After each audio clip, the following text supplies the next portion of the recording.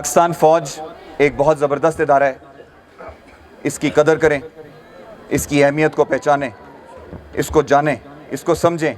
यहाँ पे पाकिस्तान जिंदाबाद, पाक फौज जिंदाबाद के नारों के साथ इसका इस्तकबाल किया गया, तो इससे साबित होता है कि गिलगित बल्तिस्तान के अवाम और हुंजा के अवाम पाकिस्तान के साथ और पाक फौज के साथ कितनी मोहब्बत रखते हैं।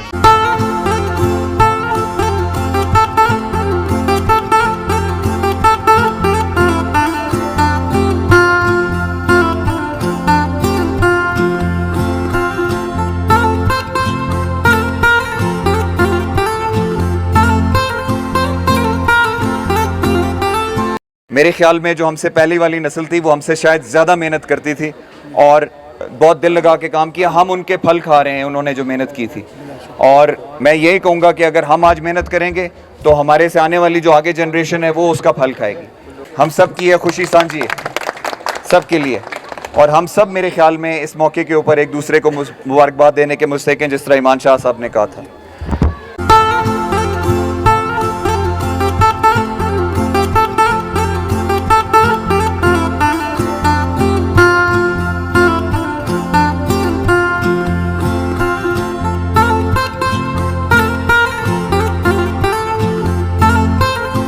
रैंक तक पहुंचने में मेरे साथ जिन लोगों ने मेरा साथ दिया, उसमें मैं खास तौर पर जिक्र करना चाहूँगा मेरे वाले साहब जो फर्स्ट कमीशन ऑफिसर थे। ये उनकी मेहनत है जिसकी वजह से हम सारे आगे चले। बल्तिस्तान से मुताल्लिक काफ़ी सारे मसाइल मसले हैं जिनका जिक्र गाए बगाए लोग करते हैं। मैं अपनी तरफ से पूरी कोशिश करूँगा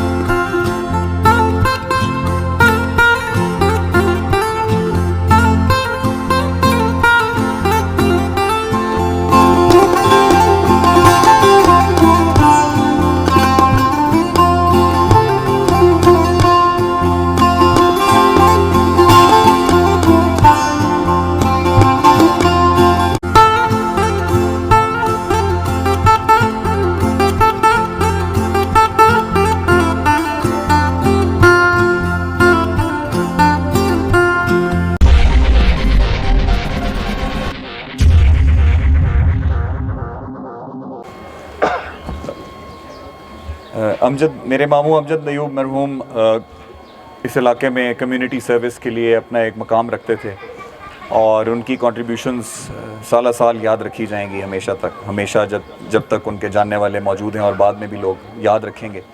तो आज मैं उनको बहुत मिस कर रहा हूँ इस मौके के ऊपर, क्योंकि वो उस दफ़ा मुझे गिलगित से लेकर आए थे साथ। किसी के मोहताज ना बने, अपने ज़ोर बाजू पे आगे जाएं और कामयाबी के तमाम ज़ीने अबूर करते हुए जाएं।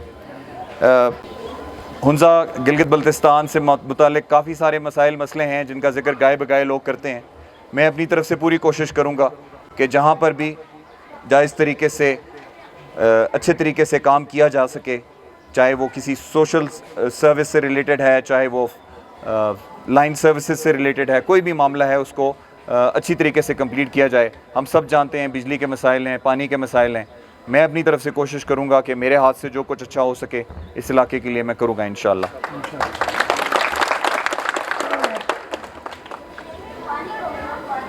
मैं सिर्फ जाते हुए जबकि मैं सबका शुक्रिया अदा कर रहा हूं, मैं यहाँ पर इस रैंक तक पहुँचने में मेरे साथ जिन लोगों ने मेरा साथ दिया उसमें मैं ख़ास तौर पर जिक्र करना चाहूँगा मेरे वालिद साहब जो फर्स्ट कमीशन ऑफिसर थे। ये उनकी मेहनत है जिसकी वजह से हम सारे फिर आगे चले। मेरे कज़न्स कल महमूद बेग यहाँ पर मौजूद हैं, सारे हमारे लिए एक मिसाल बनकर आगे चले। और अभी मुझसे पहले किसी स्पीकर ने कहा कि हम पहले शायद इतनी मेहनत नहीं करते थे। मैं उनसे थोड़ा सा इख्तलाफ करूँगा।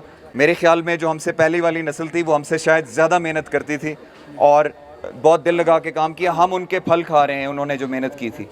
और मैं यही कहूँगा कि अगर हम आज मेहनत करेंगे तो हमारे से आने वाली जो आगे जनरेशन है वो उसका फल खाएगी। तो हम अपनी तरफ से पूरी मेहनत करेंगे। आगे आने वाली जनरेशन का फ़र्ज़ बनता है कि वो मेहनत करें, मज़ीद हिम्मत के साथ काम करें और कामयाबी की तरफ आगे बढ़ते चलें।